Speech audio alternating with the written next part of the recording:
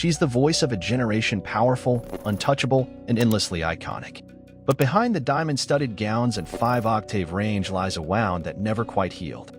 Mariah Carey has lived a life filled with glory, but it's the tragedy she barely speaks about that has left a mark deeper than the music ever could. This is the haunting truth behind the diva, the pain that shaped her, and the past that still follows her like a shadow. A glittering beginning with silent struggles. Mariah Carey didn't just rise, she soared. From her debut in 1990, her voice stunned the world.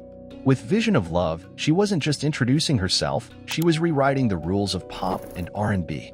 To fans, she was the embodiment of a dream. Her beauty was ethereal. Her range seemed impossible. Her success felt immediate. But what many didn't know then, and what Mariah would only reveal years later, was that her glamorous arrival on the music scene came from a place of deep personal struggle. Born in Huntington, New York, to a Black Venezuelan father and an Irish-American mother, Mariah's early life was fractured by racism, abandonment, and instability. Her family was poor, her neighborhood hostile, and her identity, multiracial in a deeply divided world, left her constantly feeling like she didn't belong anywhere. Even as a child, she learned to mask pain with performance. Her voice became her escape, her talent, her shield. The control, the cage, the marriage. Mariah's early music career, while glamorous on the outside, was tightly controlled on the inside. At just 23, she married Tommy Mottola, the powerful Sony music executive who had discovered her. He was 20 years her senior. The world saw a Cinderella story, a young star married to the king of music.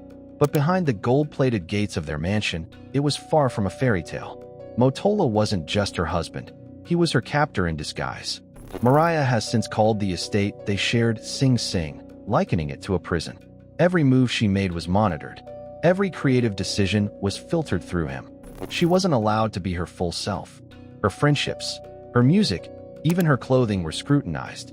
The marriage lasted 5 years, but the emotional damage would linger much longer. Her breakout album Butterfly in 1997 wasn't just a creative rebirth, it was a cry for freedom. But even after breaking free of Mottola's control, the scars stayed. They still do. Fame at a dangerous cost. Mariah's voice made her a superstar. But that superstardom came at a dangerous price. With each platinum album and sold-out tour, she became less of a person and more of a product. Expectations rose. So did the pressure. She was expected to be perfect at all times, vocally flawless, physically stunning, emotionally composed. There was no room for breakdowns, no space for vulnerability. But eventually, that pressure cracked the surface. In 2001, while filming Glitter and working on its accompanying soundtrack, Mariah's world publicly unraveled. Her erratic behavior, sleepless nights, and emotional instability became headline news. She was hospitalized for extreme exhaustion, and her record deal with Virgin Records, one of the biggest in history, fell apart shortly after. The media mocked her. Tabloids called it a meltdown. Talk shows turned her pain into punchlines. No one stopped to ask what was really going on. No one cared that behind the glitter was a woman in crisis. The truth revealed, a bipolar diagnosis. It would take nearly 2 decades for Mariah to reveal the truth behind the breakdown. In 2018, she spoke openly for the first time about her lifelong battle with bipolar disorder. She had been diagnosed in 2001, at the height of her public unraveling, but chose to suffer in silence. Why? Because in an industry that demands perfection, admitting to mental illness felt like career suicide. But for years, she masked her struggles with work, music, and sheer willpower.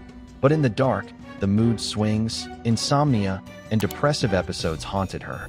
She was living in a private hell, and doing it while being photographed at every step. When she finally chose to speak out, she did it not for sympathy, but to reclaim her story. She wanted to strip away the shame, to tell the world, yes, I have bipolar disorder. And no, it doesn't define me. It was a brave move, a human one, and for many, it changed the way mental illness was viewed, especially for women of color in the public eye. The family betrayals that cut deep. While fans saw her smiling in music videos and red carpet appearances, Mariah's personal life was marred by betrayal, not from lovers, but from her own family. In her 2020 memoir, The Meaning of Mariah Carey, she revealed just how deep those wounds ran. Her brother, she claimed, was violent. Her sister allegedly tried to sell her to a pimp at just 12 years old. And as she rose to fame, Those same family members resurfaced, not with love, but with lawsuits and tabloid interviews. They accused her of being cold, selfish, and delusional. Mariah never stopped loving them. That much is clear in her words. But she had to draw a boundary to protect her sanity. That boundary came at a cost. She often spent holidays alone. Trust became a luxury she could rarely afford. Even at the height of her success, she was often surrounded by people paid to be there, not by genuine love. The battle for custody, the fear of failure. Mariah's personal tragedies didn't end in her childhood. In 2008, she married actor and TV host Nick Cannon. Together, they welcomed twins, Moroccan and Monroe, and for a time, it seemed like the fairy tale was finally real. Mariah glowed with motherhood. Her love for her children was, and still is, unwavering. But the marriage collapsed in 2014. The divorce wasn't as ugly as others she had endured, but it left another scar. Mariah, already dealing with trust issues and public scrutiny, now faced the pain of shared custody. She's spoken about the challenges of co-parenting and the fear that her mental illness would be used against her. She continues to fight for balance between career and motherhood, between privacy and transparency, between legacy and peace. The holiday icon who still hurts. Today, Mariah Carey is best known to younger generations as the Queen of Christmas. Her holiday anthem, All I Want for Christmas Is You, charts every December like clockwork. She leans into the sparkle, the nostalgia, the campy joy. But even Christmas has a sad backstory for her. As a child, holidays were not filled with warmth and joy. They were chaotic, violent, and unpredictable. She clings to the holiday spirit now because it was something she always longed for, a fantasy that never quite existed in her early life. Every twinkling light, every snow-dusted note, is part of a dream she built herself.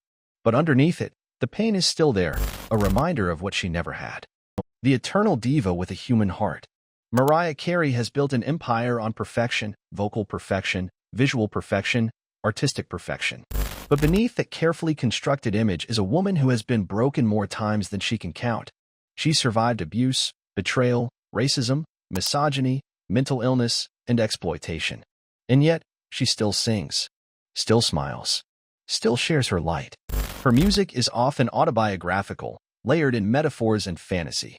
Songs like Outside, Petals, Looking In, and Close My Eyes are windows into her soul, haunting, fragile, and brutally honest. They reveal a truth we rarely acknowledge. Mariah Carey is not just a pop diva. She's a survivor of unimaginable emotional trauma who uses music as a lifeline. If this story moved you, don't let it end here. Hit that like button, share it with someone who's ever felt unseen, and subscribe for more stories that pull back the curtain on the stars we think we know. Because behind every icon is a life, and behind every diva is a soul still healing.